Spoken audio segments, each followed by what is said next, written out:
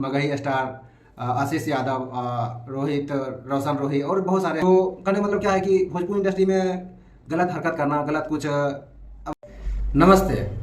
देखिए, अपने आप में एक भोजपुरी सिंगर और मगही सिंगर बोलता है, मतलब हम उसको जौन वो नहीं करते, नहीं पहचानते, ठीक है। रोशन रोही है। मतलब क्या चलता है भोजपुरी इंडस्ट्री में, देखिए मतलब क्या होता है कि कोई एक्ट्रेस के साथ में गलत हरकत करके उसके बाद छोड़ देना, उसके बाद मतलब बहुत सारा मुद्दा निकल रहा है। करने का मतलब क्या है कि अब एक एक्ट्रेस है, हम डिस्प्ले पर आपको दिखा रहे हैं, यही एक्ट्रेस है।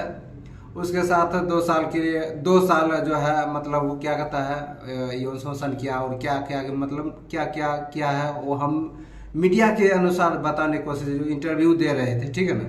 तो कहने का मतलब क्या है कि भोजपुरी इंडस्ट्री में गलत हरकत करना, गलत कुछ अभद्र भाषा, मतलब कुछ ना कुछ होते रहता है। आपकी क्या प्रतिक्रिया है, आप इस कमेंट बॉक्स में छोड़िए कि मतलब ऐसा होना चाहिए कि नहीं।